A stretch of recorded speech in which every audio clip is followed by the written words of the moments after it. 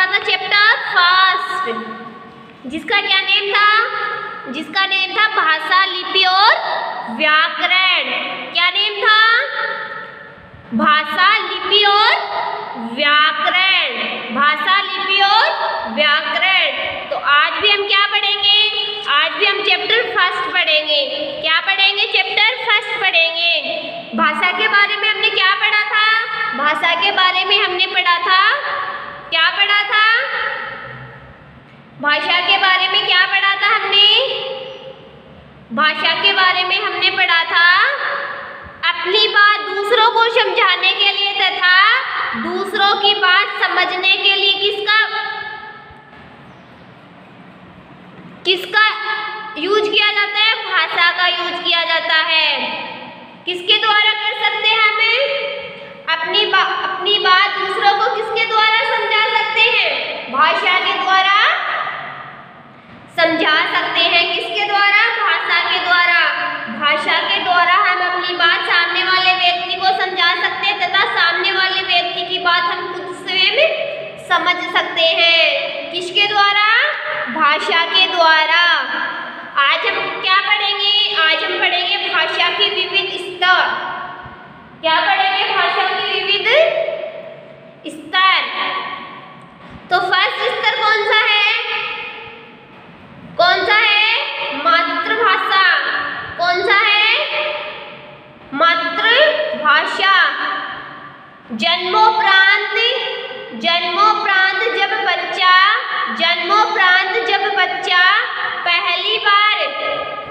जन्मोपरांत जब बच्चा पहली बार कुछ बोलना सीखता है, जन्मोपरांत जब बच्चा पहली बार कुछ बोलना सीखता है तो वे शब्द जो वह बोलता है, जन्मोपरांत जब बच्चा पहली बार कुछ बोलना सीखता है तो वे शब्द जो वह बोलता है उन्हें उसके माता पिता और परिवार के सदस्य उसे सिखाते हैं। कौन सिखाते हैं? जो बच्चा पहली बार बोलना सीखता है वो कौन सिखाता है उसको? उसके परिवार के सदस्य, उसके माता पिता और परिवार के सदस्य उसे क्या करते हैं? सिखाते हैं।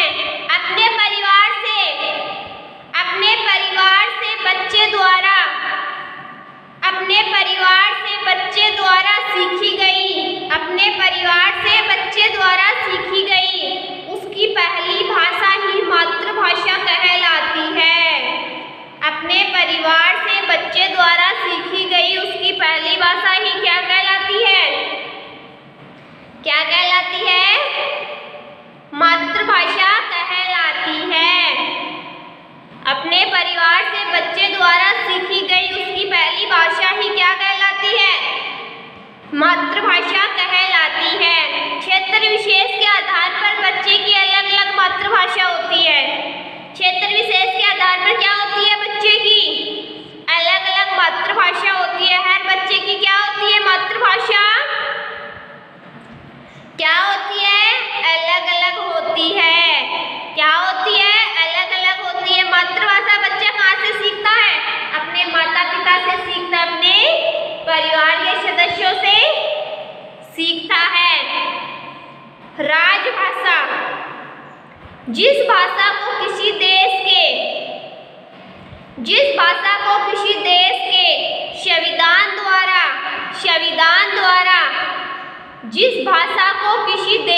संविधान द्वारा सरकारी कामकाज की भाषा स्वीकार किया जाए, जिस भाषा को किसी देश के संविधान द्वारा सरकारी कामकाज की भाषा स्वीकार किया जाए उसे राजभाषा कहते हैं। उसे क्या कहते हैं? राजभाषा कहते हैं। 14 सितंबर 1949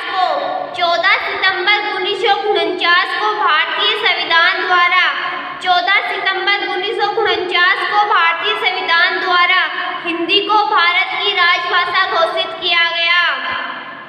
भारतीय संविधान द्वारा हिंदी को क्या किया गया? भारत की राजभाषा घोषित किया गया। 14 सितंबर 1949 को भारतीय संविधान द्वारा भारतीय संविधान द्वारा हिंदी को भारत की राजभाषा घोषित किया गया। इसलिए प्रत्येक वर्ष 14 सितंबर का दिन, इसलिए प्रत्येक वर्ष 14 सितंबर का दिन हिंदी दिवस के रूप में मनाया जाता है। इसलिए प्रत्येक वर्ष 14 सितंबर को क्या मनाया जाता है? हिंदी दिवस के रूप में मनाया जाता है।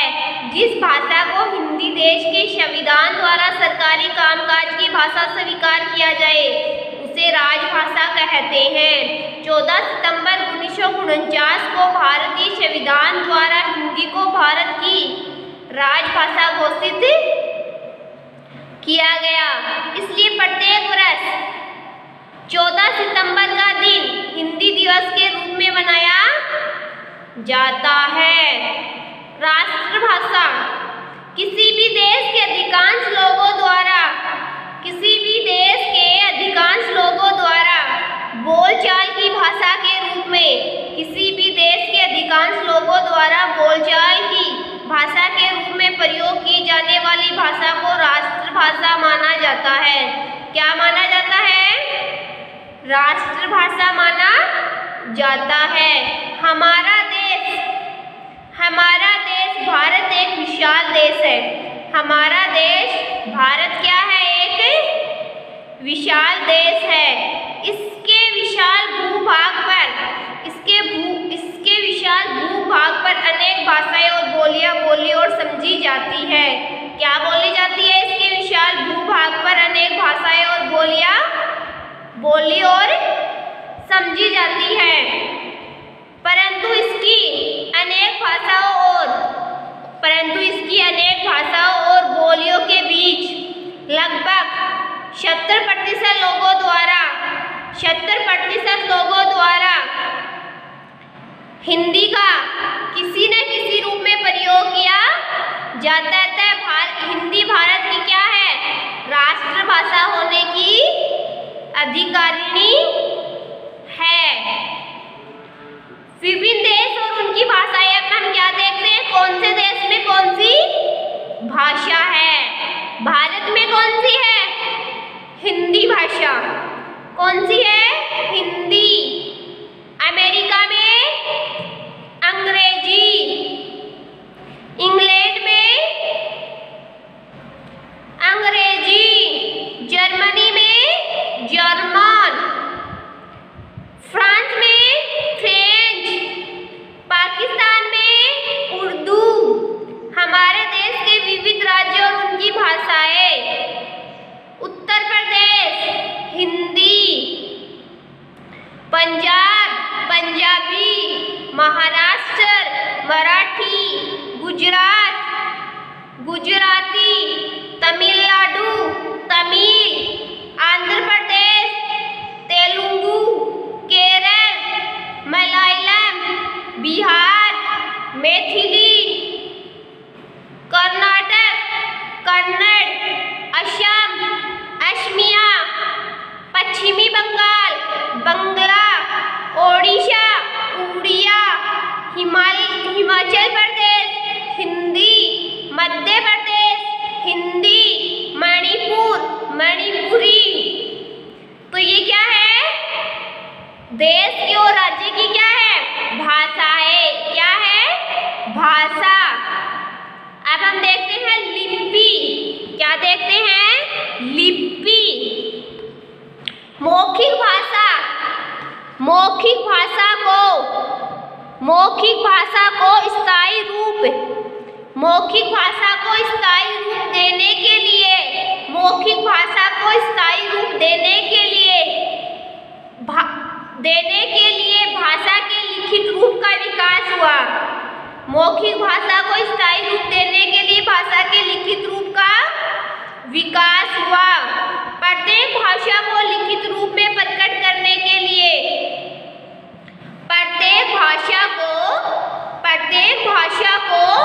लिखित रूप में प्रकट करने के लिए कुछ ध्वनि चिन्हों का प्रयोग किया जाता है। किसका प्रयोग किया जाता है? कुछ ध्वनि चिन्हों का प्रयोग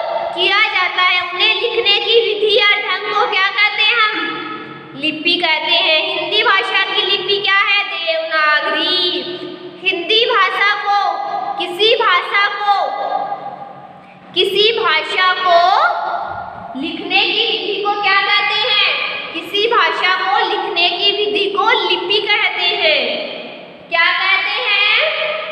लिपि कहते हैं। किसी भाषा को लिखने की विधि लिपि कहलाती है। किसी भाषा को लिखने की विधि क्या कहलाती है? लिपि कहलाती है।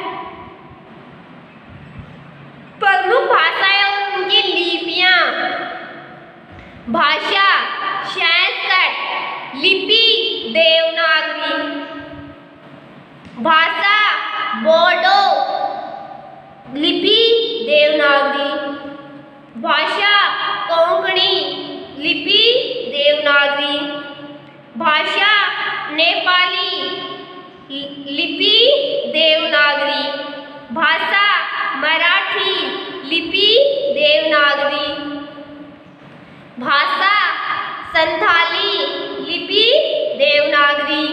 भाषा पंजाबी, लिपि गुरुमुखी। भाषा उर्दू, लिपि फारसी। भाषा अंग्रेजी, लिपि रोमन। भाषा बंगला, लिपि बांग्ला। भाषा जर्मन, लिपि रोमन। भाषा फ्रेंच, लिपि रोमन। तो ये क्या है? क्या है? लिपि। किसको कहते हैं लिपि? हिंदी भाषा को लिखने की विधि, किसी भाषा को लिखने की विधि। हिंदी भाषा की लिपि कौन सी है? देवनागरी। जो भी भाषा होती है उसकी लिखने की विधि को हम क्या कहते हैं? लिपि कहते हैं। और हिंदी भाषा के लिखने की विधि को हम देवनागरी लिपि कहते हैं। क्या कहते हैं? देवनागरी लिपि।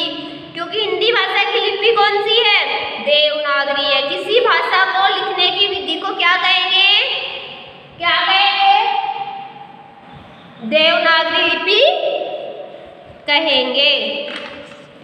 अब हम देखते हैं व्याकरण। बच्चों, अपने दैनिक जीवन में बोलचाल और पढ़ने लिखने में जाने अनजाने हमसे बहुत सी गलतियां हो जाती हैं। अपने दैनिक जीवन में बोलचाल और पढ़ने लिखने में जाने अनजाने हमसे बहुत सी गलतियां हो जाती है। ये गलतियां व्याकरण के ज्ञान के प्रभाव में होती है। ये गलतियां किसमें होती है? ये गलतियां व्याकरण के ज्ञान के अभाव में होती है। ये गलतियां व्याकरण के ज्ञान के अभाव में होती है। भाषा के सही प्रयोग के लिए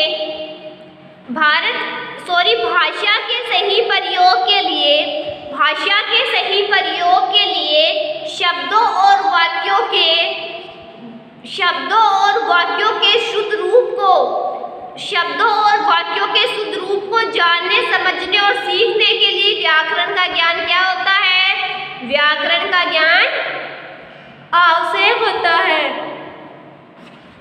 क्या होता है? आवश्यक होता है। भाषा के सही प्रयोग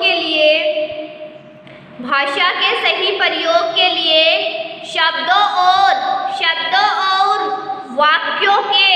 वाक्यों के शुद्ध रूप को जानने, समझने और सीखने के लिए भाषा के सही प्रयोग के लिए शब्दों और वाक्यों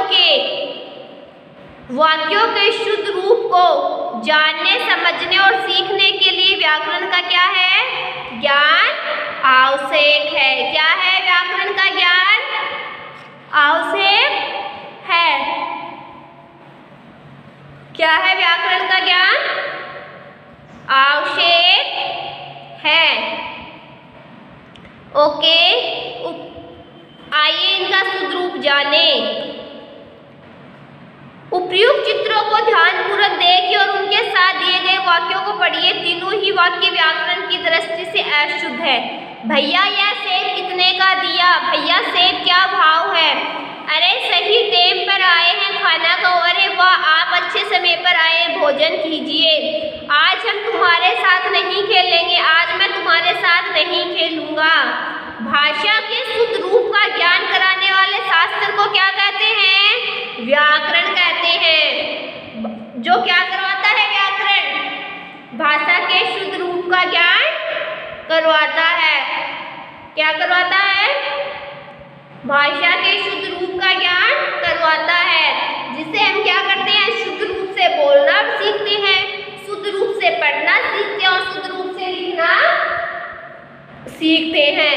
किसके द्वारा? व्याकरण के द्वारा। किसके द्वारा सीखते हैं? व्याकरण के द्वारा सीखते हैं। किसके द्वारा? व्याकरण के द्वारा सीखते हैं। ओके बच्चों, तो आज आपको क्या करना है? आज आपको इस चैप्टर को अच्छे से पढ़ना है और इसको अच्छे से समझना है। क्या करना है? इस चैप्टर को अच्छे से पढ़ना है, अच्छे से समझना है। ओके बच्चों, तो इस चैप्टर को अच्छे से पढ़ोगे और अच्छे से समझोगे। हमने क्या सीखा? भाषा वह साधन है जिसके द्वारा मनुष्य अपने भावों और विचारों का क्या करता है? मनुष्य अपने भावों और विचारों का आदान प्रदान करता है। क्या करता है? आदान प्रदान करता है। भाषा वह साधन है जिसके द्वारा मनुष्य अपने भावों और विचारों का क्या करता है? आदान प्रदान करता है। क्या करता है? आदान प्रदान करता है। किसी भी भाषा को लिखने की विधि को हम क्या कहते हैं? लिपि कहते हैं। किसी भी भाषा को लिखने की विधि को लिपि कहते हैं। भाषा के शुद्ध रूप का ज्ञान कराने वाला शास्त्र क्या कहलाता है? व्याकरण कहलाता है। क्या कहलाता है? व्याकरण कहलाता है। ओके बच्चों, तो आज आपको क्या करना है? इस चैप्टर को अच्छे से पढ़ना है और अच्छे से समझना है। क्या करना है? अच्छे से पढ़ना है और अच्छे से समझना है। ओके बच्चों, आज के लिए इतना ही काफ़ी है। कल हम पढ़ेंगे next topic. Okay, thank you बच्चों।